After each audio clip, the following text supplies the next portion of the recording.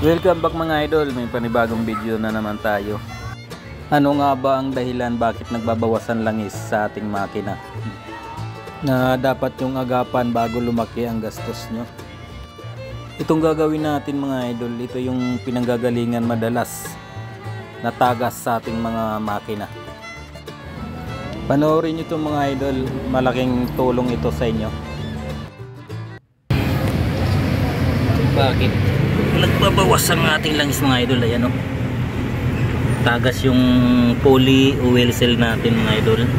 Ayan.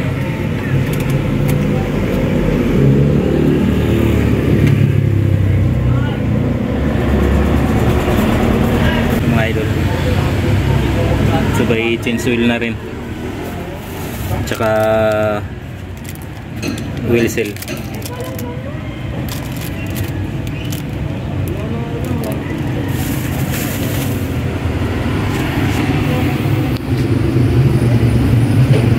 Tapos magpapalit tayo mga idol ng side plate mga idol. So, seat na mga idol ipapalit natin. Subok naman natin ito mga idol, maganda rin performance nito. Performance Yamamoto high quality mga idol.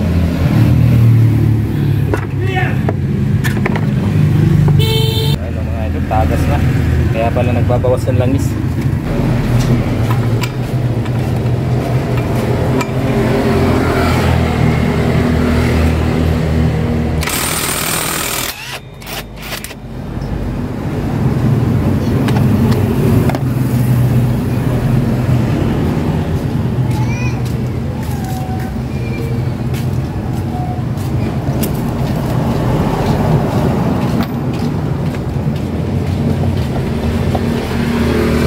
Idol oh. May kanto na siya oh. Papalitan na natin to. Ayun oh. Lalim na ng kanto.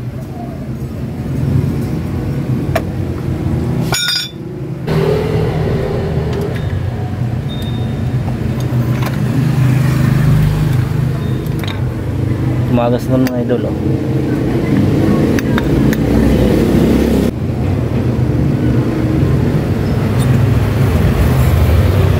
Mga idol, may ganito na rin oh. Ilat na rin siyang kanto. Kaya isang buo natin papalitan.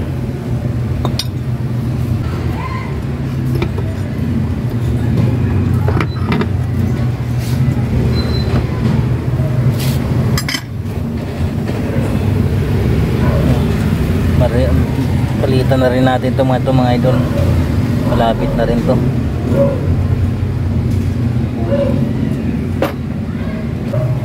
Ito mga idol, may groove yan oh. Groove oh. Pinagroove natin yan para mas makapit yung clutch.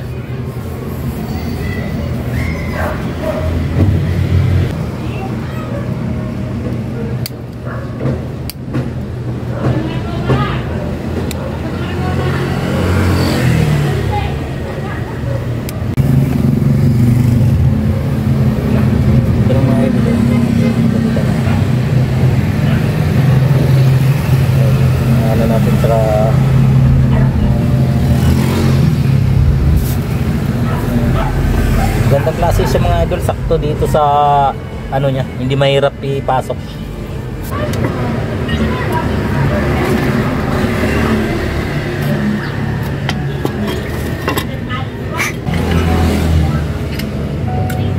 Kaya pala nagbabawas mga idol ng langis, gawa na itong oil cell natin tumatagas. Ang masaklapan nito mga idol, nung bumili tayo, hindi natin dala to, sinabi lang natin pang Aerox. Malaki yung ano, yung nabili natin, kaya inabot tayo ng ganitong oras. Mas malaki dito ng kunti, mas mataba. Ngayon binalik pa na ulit natin. Ngayon wala tayong service, kaya nag-commute, medyo natagalan. Hindi natin napansin mga idol, kasi ito dapat yung mapapansin natin dito mga idol, kung tumatagas ang oil seal dito mga idol. Dito kasi mapupunta yan dito. Barado na pala ito mga idol. Dilinisan natin.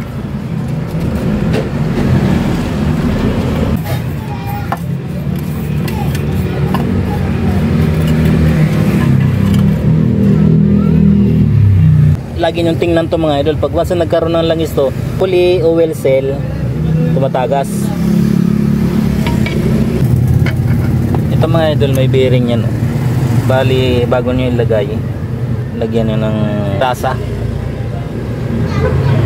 Alam yung resulta mga idol pag ito hindi nyo naagapan. Hinayaan nyo lang na tumatagas ang langis sa inyong mga makina. Katok yan mga idol. Parang nagpalit ka na rin ng makina niyan. Ang gastusan. Lalo na dun sa mga araw-araw bumibiyahe. Dapat mga idol, pag may nakita kayong tagas, ipagawa nyo na kaagad bago pa lumaki ang gastos ninyo.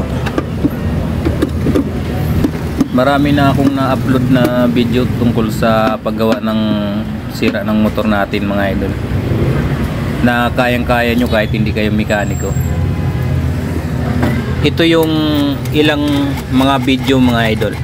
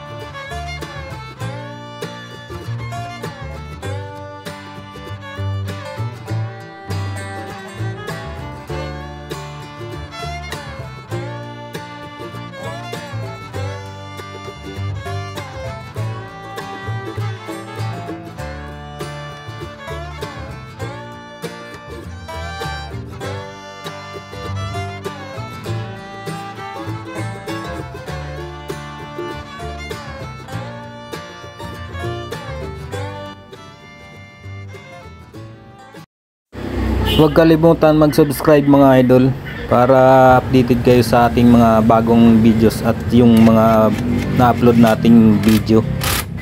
Salamat mga idol.